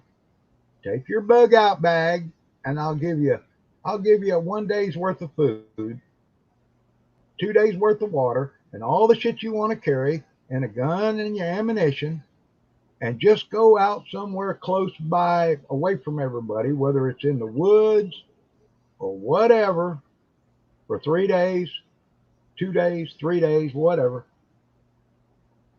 even 48 hours out there, and see what it's like to survive in elements. If you don't die of exposure and you don't die of insects or critters getting you or whatever, you're going to be lucky. More people die of exposure than anything else. More people die of rattlesnake bites and stuff like that if there's no help. But if you're out there on your own, you got to realize you can't go for help. There's nowhere to go for help in a shit hit the fan situation. If you're out there in the wilderness on your own, you're going to be at the mercy of the wilderness. So go. That's why one of my bug out, like seriously, if it gets to that point, because like, all right, I live in a trailer park, and do I have most of my preps here? Yes. I don't keep them all here. I keep them spread out because I have family members that aren't too far away that I could actually, they're within 6 miles. I could actually walk there in 1 day. And just in case we had like an EMP and the vehicles don't run. But Moose, you made a good point about trying to carry all my ammo. I mean, just that alone, good grief. That just like even if I had one of those old red Rider wagons, well, I don't know, man. But try dragging that through the woods. Try dragging that through the desert. That one ain't gonna. That one's not gonna happen. But I also have a plan. If it gets that bad, if we go to that level of Mad Max, I'm just gonna go hijack my own yacht. I'll go to the California coast and just that's a good one. All I need is about a 5-man crew. 5-man crew is all I need, and I can I can sail around and pick up women here and there, and if you can make it there, if you can get by the road. That's true. That's a good point too. If I can make it there, that's true. You got to know back ways. Remember the Clint Eastwood movie, The Gauntlet? Mm-hmm. Look what he had to do to a bus, and it still got shot all to hell just to dude, armored that thing. Armored it to hell, man. But so I would love to have an armored car myself, and that would be kind of the cat's meow for basically going out and doing what you had to do, or going and rescuing people. An armored car would be a great thing to have, like a Brinks truck or the presidential Cadillac. Yeah, that one, dude, like that one, it's got like bulletproof tires and everything. That's a one solidly built vehicle. But they've got to protect the government. The government protects themselves. Right. But that's the thing is continuity of government. Go out and try living in the woods for a day, even in your backyard. You're welcome to come here to my yard, and I'll put you out in a field where there'll be stuff to eat if you forage around, but be out there in the elements for 2 days and tell me you're going to survive, because you about 14 hours into it, you're going to be begging to go home. Most people would. But that's why I'm glad I've got friends like you, and I've got friends like Survival Living, another great channel. If you don't follow him, he's always putting out new videos about how to maintain yourself out in the wild with little to nothing. How to get fresh water, how to set traps. Just awesome channel. And also he's a pretty good friend of mine. He's actually out doing that Survivor course? I can't remember what they call it. world. They can do it.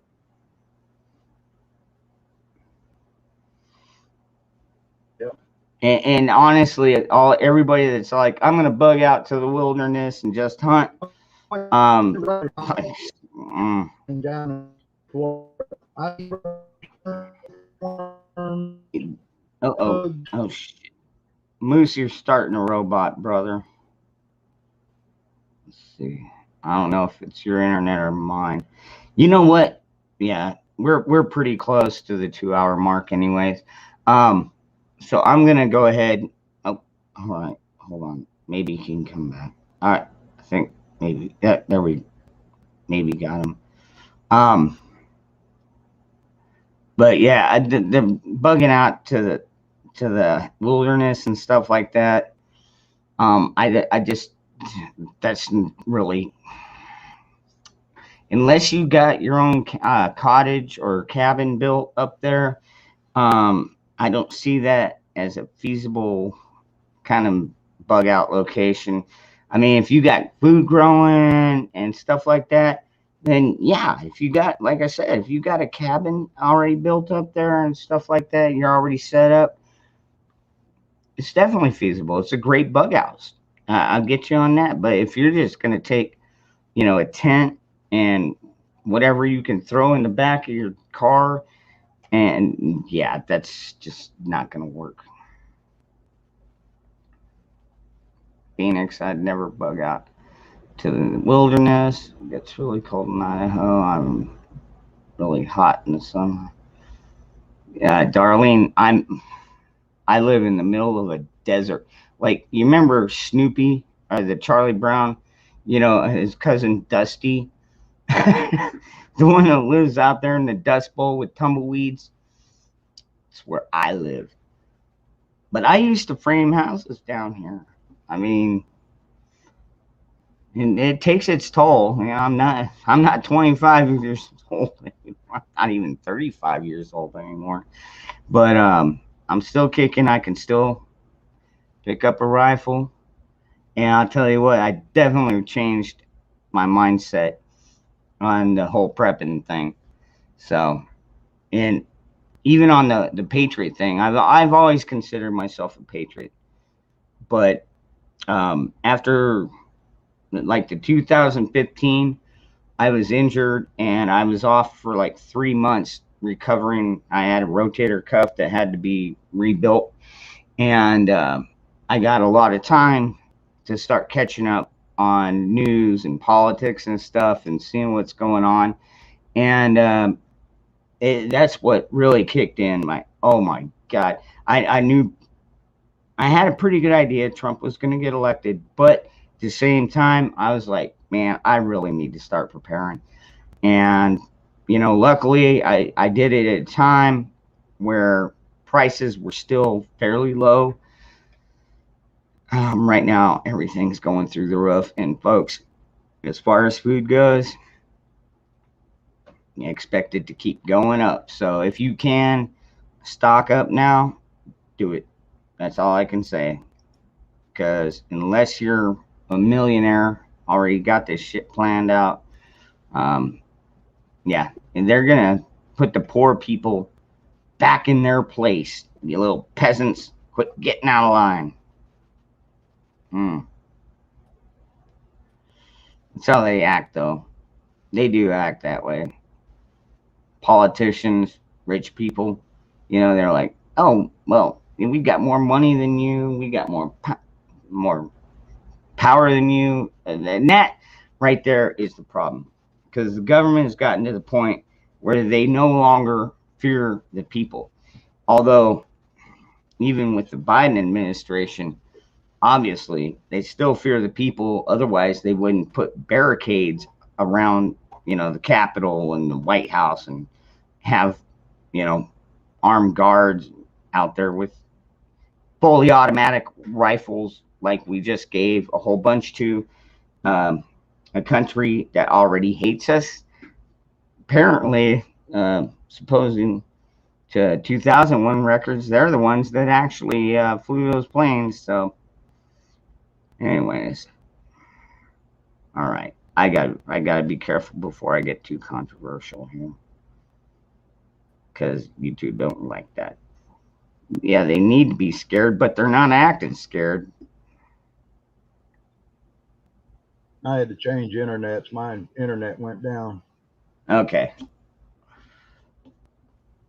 it's all right. I But held I'm up the chat back. quite well.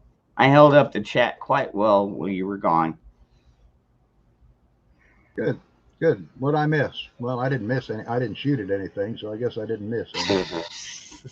um, yeah, when I talk about Americans will reclaim our country, DC is also included on that one, because we're not doing that district of criminals again. I think all of us, at least in my timeline, realize how much the corruption builds. And you know what they say, absolute power corrupts absolutely. And that's where these people are so close to. And the sad part is there's so many people in the country that are willing to bend their knee and follow their edicts and their bullshit. You know, it's not their job to tell us how to live. It's their job to Right. protect our sovereignty. It's it's their job to protect our income, right? Or I guess international sale or international policies, stuff like that. Um, they like really they've only got three freaking jobs really, but now they're in our schools, they're in our marriage, they're they're up our ass is basically, but basically they're in our pocket. I mean, hand in our pocket. Right. It's become more of a control. It's become more of a, instead of being governing and running the governmental affairs, it's becoming more of a control of the citizenry to bow to their will, like they're dictators or kings and queens and they're above the law and everything else. Yep. Sorry to tell you, that's not the way our country is set up. And it amazes me at how many of these Karens and Kens think they have the right to get in people's faces and tell them what to do, what they think, and then try and impose their will on them. And just as a note, I don't know if you saw it, I was really upset to see some woman on a bicycle and a gorilla face with a pink hair wig throw an egg at Larry Elders. Oh, I didn't see that. Oh, yeah, he got attacked.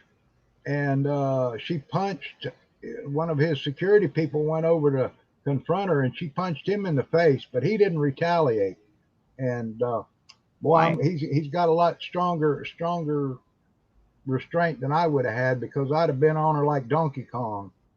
Uh, But so you have a white woman on a bicycle attacking a black man, yet they didn't call it about anything racist because it's Larry Elders running against a corrupt governor of California. and What is remember, in the water out there? remember, Larry Elders is a white supremacist. Yeah. People are so fucking stupid. That's what I'm Like saying. Half of seriously. America has lost its mind like they're on some kind of, like they've been hypnotized or on some kind of drug that's given them the biggest case of, as Ricky would say, of dumbass. They can't think normally anymore. They can't understand normal thinking. They can't understand rationality. They can't put two and two together and come up with four. It's actually it's discouraging and it's disgusting that we live in a country that was supposed to be so well educated that we're running around with 50% or so are idiots.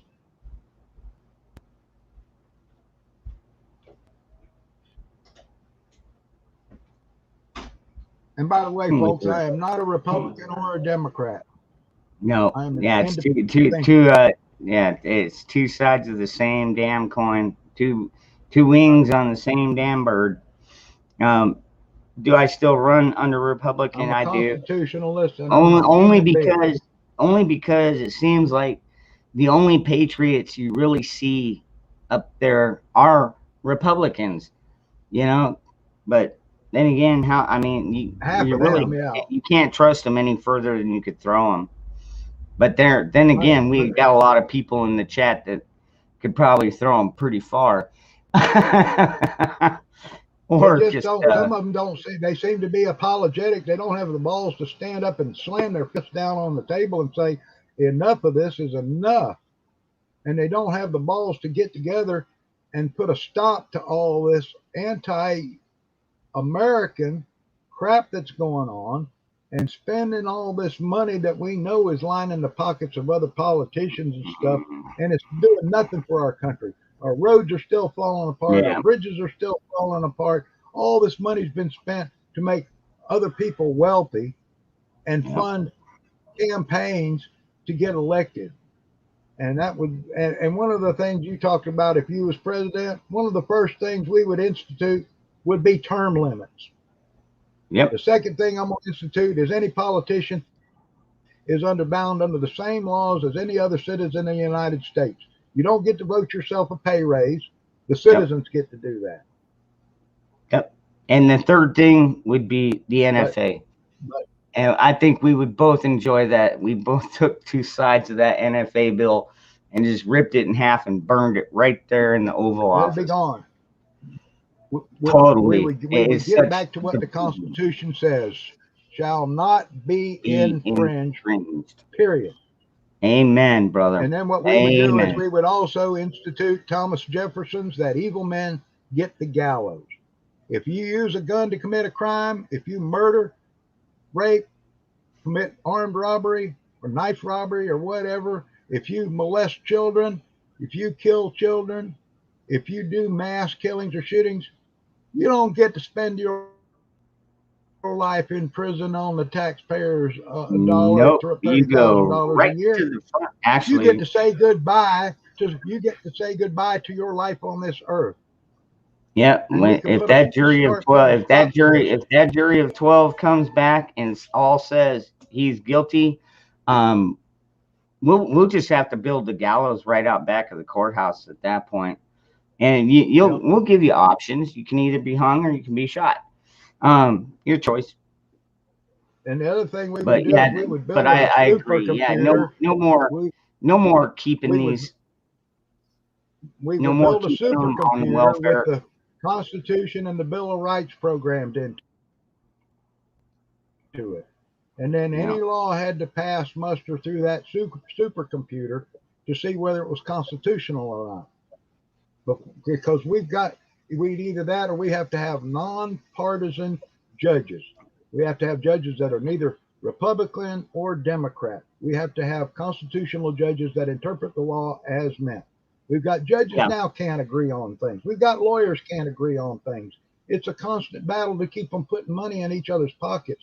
But when you can't get 7 people in the Supreme Court of the United States to go, or 9, whatever, how many justices we're supposed to it's have, 7. if you can't get a straight 8-1 or 9 to Oh, wait, no, it is. No, you're right. It is 0, but I mean, yeah, if we can't get a there's still straight bias. 8-1 or 9-0 vote on a law, there is something fucking wrong with our court system. There's something wrong with our Yeah, judges dude. Well, because it yeah, should that was be cut another and thing. dry. That was another thing we were talking about on my After Dark was the barrister and the judges, and it's like they get tarred and hung too. I mean, you know, not saying they all deserve it. Just like, I mean, you look at like organizations like the FBI. Are all of the FBI agents horrible people? Absolutely not. No, Dude, there's patriots still within the it's FBI, but their leadership is the just corrupt. politicized ones. It's the Yep. political ones They're are. just corrupt. And you know It's the what? political ones that are. It happens in the military as well. Anyways, we are coming up on the 2 hour mark, Moose. So I am going Wow. to go ahead and shut this Well, that one went quick. down. I know. Yep, that went Um, quick. But before we shut down, let me tell you people what's going on with me. So I probably won't be here. More than likely, I'm not going to be here next Saturday. So you're going to have to find another co-host. okay. Monday, I go to Dallas. I get my COVID test. If I'm negative, Tuesday morning I go in for my prostate cancer surgery. I will be in UT Southwestern Dallas recovering until probably Friday. They said 3 days, so I'm thinking Friday they'll let me come home or Saturday, depending if there's no complications. So I should be back home after surgery.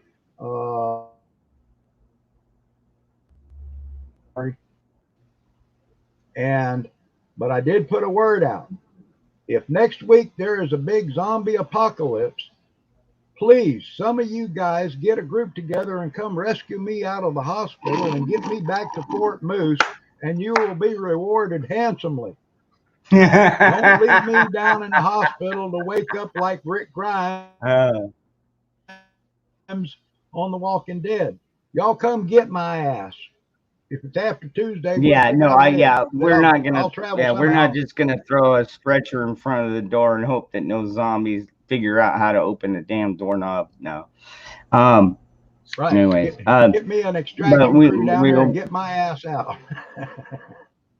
yeah, yeah, no doubt. Texas is only 2 states away, Yeah, so Love Field is anyways, right close by there, Billy. Love Field is right close by. Fly a group in there and commandeer a car, bring weapons, get my ass out of UT Southwestern if there's a zombie attack, because I'm gonna be there unarmed and defenseless and laid up. well, all right. I should be walking Anyways, after the second everybody, day. They say they have to get me up and walk around. But anyway, yeah, thanks everybody. keep Moose Man in your prayers. Keep our country in your prayers. We're all suffering right now. Unfortunately, it's sad, but here we are. Pablo, I know you're kind of late here. I will be starting my Dangerous Freedom After Dark channel here in probably about an hour or so, maybe half an hour, give or take. I've got to take care of a couple things, but yeah, I'm gonna be on yeah, within half an hour to an hour. So if you want to go over there, you're more than welcome to. I bring up more hosts or co-hosts, and sometimes it gets heated. Usually we just discuss things, and a lot of the time we just kick back and enjoy life. I mean, like seriously, we all need a time to relax. That's why I started this channel, because Yeah. I know with all the crap going on right now, a lot of people are high stressed, and I try and create an atmosphere that brings that down to where we can actually not worry about the stress and actually think. So that being said, I love you all. Thank you very much for all the donations. And everybody, I love you all too. Thank you, everybody, for your support and your prayers. God bless every one of you. God bless the United States of America. Don't fret. Just keep your powder dry. Keep your head on a swivel, so to speak, other than don't be doing that stuff where we have to do an exorcism on you. But yeah, just be aware of your surroundings. Be safe, everyone. Keep yourselves well supplied and healthy. If you don't have your health, you don't have anything. And I love you amen, brother. all. And we'll check in, and I will let certain people know. We'll update you on my progress as we go. But I'll catch everybody later on. Again, thanks for having me on here, Ron. I appreciate it. I love you, brother. And I we'll be love you too, around like a man. donut. All right, brother. Everybody, see you after dark.